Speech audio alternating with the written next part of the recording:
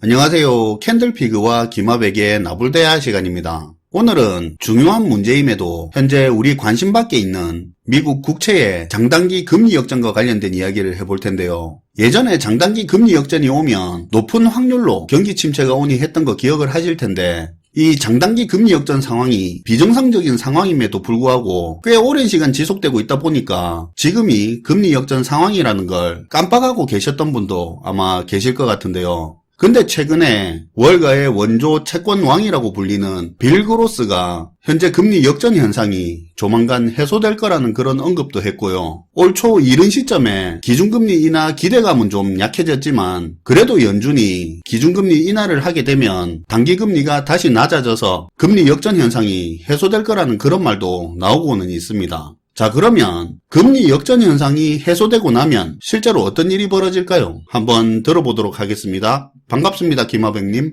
네, 안녕하세요. 오늘은 일단 그래프를 하나 보면서 이야기를 시작해야 할 것 같은데요. 먼저 화면을 한번 보시죠. 지금 보시는 그래프는 미국의 장단기 금리 역전 현상을 보여주는 그래프인데요. 장기 채권인 미국의 10년 만기 국채금리에서 단기 채권인 3개월 만기 국채금리를 뺀 수치를 그래프로 나타낸 겁니다. 그리고 여기서 이게 기준이 되는 0보다 더 낮은 마이너스라는 얘기는 단기 국채금리가 장기 국채금리보다 더 높은 상태라는 의미입니다. 이건 굉장히 이례적인 현상인데요. 왜냐하면 일반적으로는 만기가 짧은 단기채 금리보다는 만기가 긴 장기채 금리가 더 높은 게 정상적인 모습이잖아요. 예를 들어 친구가 돈을 빌리러 왔는데 내가 3개월 뒤에 갚을 테니까 100만 원만 빌려달라는 거하고 10년 뒤에 줄 테니까 100만 원 빌려달라는 거는 두 상황을 놓고 보면 빌려주는 사람 입장에서 부담 자체가 완전 다르게 다가오죠. 아무래도 만기가 길수록 변수도 많고 리스크도 크니까 빌려주는 입장에서 원금을 다 돌려받기까지 기간도 기니까 당연히 장기 금리가 더 높은 게 정상인 겁니다. 아무튼 그래서 그래프를 보시면 1982년 2월 이후로 보면 10년 만기와 3개월 만기 기준으로 금리 역전 현상이 이번까지 포함해서 총 5번 있었는데, 그런데 지금이 역대급으로 제일 심한 상태입니다. 장단기 금리가 역전이 된 것도 그렇지만 역전된 금리의 차이도 역대급이네요. 네, 사실 다양한 각종 경제지표가 있겠지만 장단기 금리 역전 현상이 중요한 이유는 이게 그동안 경험적으로 봤을 때 경기 침체를 전망하기에 경기 침체에 대한 예측력이 가장 정확한 지표 중에 하나로 알려진 게 바로 이 장단기 금리 역전 현상이기 때문이에요. 이게 침체 예측 차원에서 신뢰도가 높다 보니까 기억하실지 모르겠지만 2년 전쯤에 금리 역전이 일어났을 때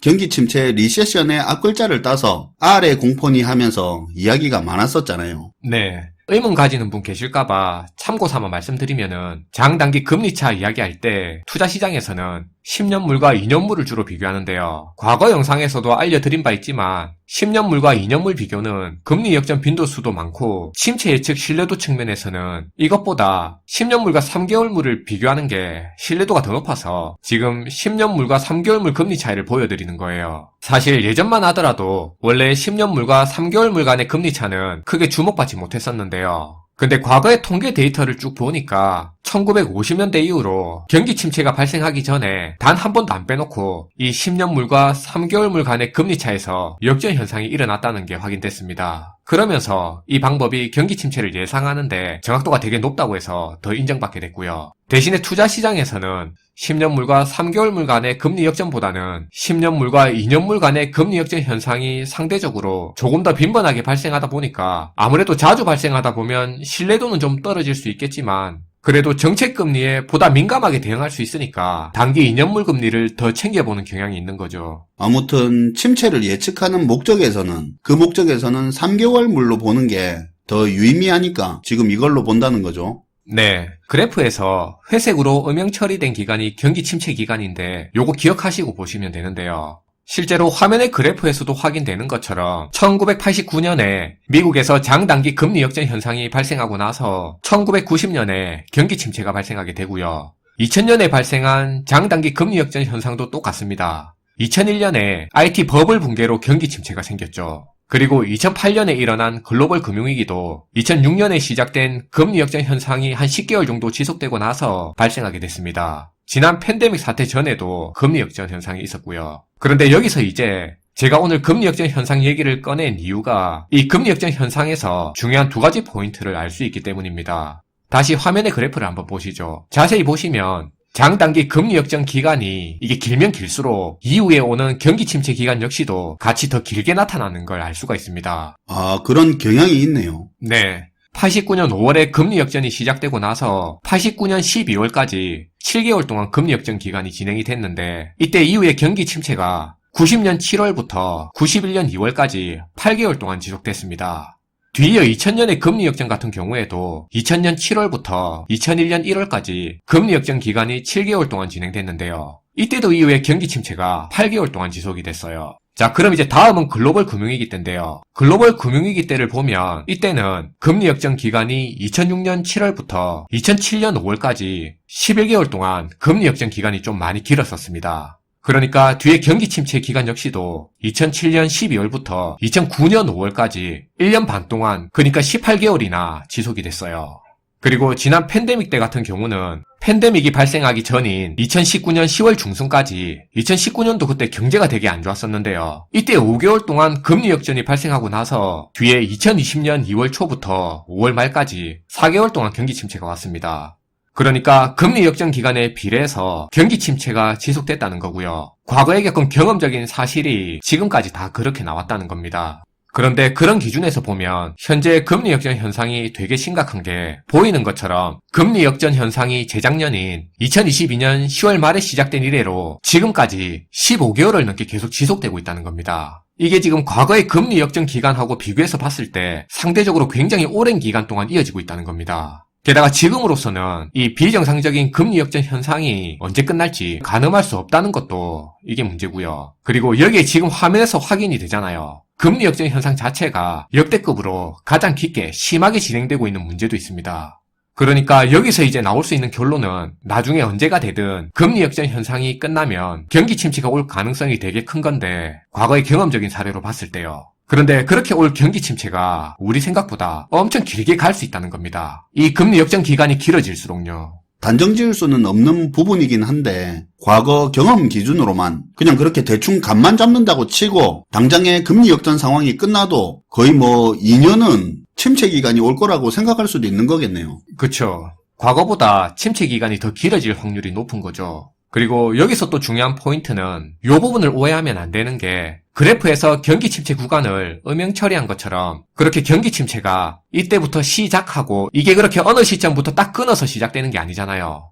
정부기관 입장에서야 어떻게든 사람들이 딱 봐서 이해하기 좋게 경기 침체 구간을 표시해야 되니까 어떤 기준이 있어야겠죠. 네, 그래서 그 기준으로 삼은 게 마이너스 성장이 2분기 연속해서 지속이 되면 그걸 경기 침체의 시작으로 본 거고 그게 해소되면 경기 침체가 끝나는 걸로 표시한 건데요. 그런데 사실은 실제 이미 실물 경제 현실에서는 미국 부동산 경기 침체돼서 주저앉고 있고 가계에서는 연체 늘고 소비 줄이고 있고 기업들의 파산 건수는 글로벌 금융위기 이후로 최대치에다 대규모 구조조정하면서 망하는 지역은행들까지 나오고 세계 석학들은 경기 전망 불확실하다고 모르겠다는 말까지 꺼낼 정도로 지금 난린 상태인데요. 그러니까 지금 화면에 통계적으로 경기 침체가 음영으로 표시되기 이전 시점인데도 이미 지금 경제가 우리가 충분히 느낄 만큼 이렇게 어려운 상황인데 나중에 금리 역전 기간이 끝나고 경기 침체가 화면에 음영 처리되는 것처럼 그렇게 통계적으로 잡히는 구간이 오면 지금 겪고 있는 이 힘든 경제는 장난일 만큼 그때는 더 힘들 수 있다는 겁니다. 그건 그렇죠. 회색 음영 처리 기간부터 딱 잘라서 경제 안 좋다 이 개념은 아니죠. 침체가 심해지고 심해지다 2분기 연속 마이너스 성장하는 수준까지 들어오고 나서야 음영 처리되는 그 기준에 들어오는 거죠. 맞아요. 우리가 이 부분을 미리 좀 인지해 둘 필요가 있어요. 그리고 금리 역전 현상에서 우리가 캐치해야 될 두 번째 포인트는 그럼 이런 금리 역전 현상은 언제 해소가 되냐? 이 부분도 그래프를 보면 쉽게 알아챌 수가 있는데요. 앞에서 설명한 금리 역전 그래프랑 미연준의 기준금리 변화를 같이 표시한 건데요. 근데 이걸 가만히 보면 미연준이 이제 금리 인하를 시작하는 그때쯤부터 해서 일정 시점 이후로 금리 역전 현상이 완벽하게 해소되는 걸 알 수 있습니다. 그러니까 앞에서 말한 첫 번째 포인트랑 같이 정리해서 얘기하면 일단 장단기 금리 역전 현상이라는 것 자체가 이게 단기금리가 장기금리보다 더 높은 거니까 비정상적인 모습인데 근데 이게 해소되는 시점이 미연준이 금리 인하하는 액션이 나오고 일정 기간이 지나야 이런 금리 역전 현상이 완전히 해소가 되는 건데 근데 문제는 이렇게 금리를 인하하는 도중에 경험적으로 경기 침체가 항상 같이 동반돼서 왔다는 사실입니다. 근데 이거 잘못 들으면 금리 인하를 해서 침체가 오는 것처럼 그렇게 들릴 수도 있을 것 같은데요.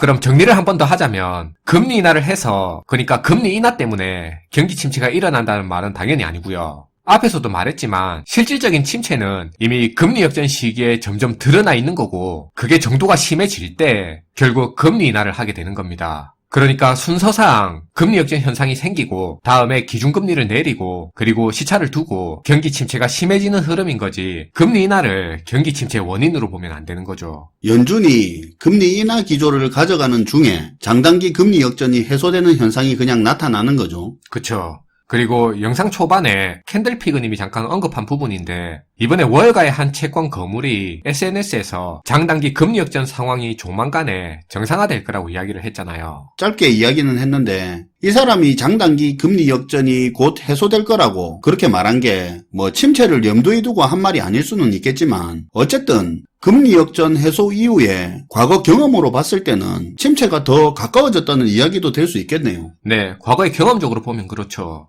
일반적으로 단기금리 같은 경우에는 기준금리의 영향을 많이 받고 장기금리는 유통시장에서의 수요와 공급에 따라서 시장 영향을 많이 받습니다. 그래서 보통은 기준금리를 내리면 단기금리가 낮아지면서 장단기 금리 역전 현상이 해소가 되죠. 그런데요, 단기금리가 크게 안 내려도 장단기 금리 역전 현상이 해소가 될 수가 있어요. 장기금리가 더욱더 올라버린다면 또 가능한 거죠. 맞아요, 그거예요. 이번에 월가의 채권 거물이 말한 부분이 바로 그 부분이에요. 금리 역전 상황이 해소될 거라고 하면서 10년물 채권 금리가 더 오를 거라고 덧붙였던 거예요. 지금 10년물 국채 가격이 고평가라고 하면서요.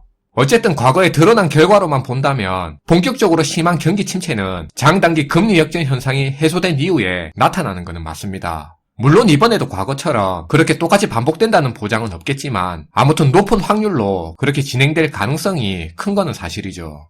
현재 미국 증시가 최고조를 이루는 상황에서 채권 시장에서 10년물 국채 금리의 상승 가능성도 커져서 투자업계에서 촉각을 곤두세우고 있는데요. 우리가 앞으로 10년물 국채 금리를 챙겨볼 때 웬만하면 장단기 금리 역전 상황도 같이 챙겨보면 더 좋을 것 같습니다. 네, 오늘도 잘 들었습니다, 김하백님. 네, 감사합니다. 오늘은 미국의 장단기 금리 역전이 일어나고 해소된 이후 과거에 어떤 결과로 나타났는지를 한번 챙겨봤는데요. 장단기 금리 역전 해소 이후에 침체가 오는 게 물론 이게 법칙이라고는 할 수는 없죠. 이번엔 다르다고 말하는 전문가도 있고요. 무조건 맹신할 필요는 없지만 의미 있는 내용인 만큼 이런 점도 잘 상기시켜서 시장을 챙겨보는 것도 좋을 것 같습니다. 시청해주셔서 감사하고요. 지금까지 나불대야 시간이었습니다.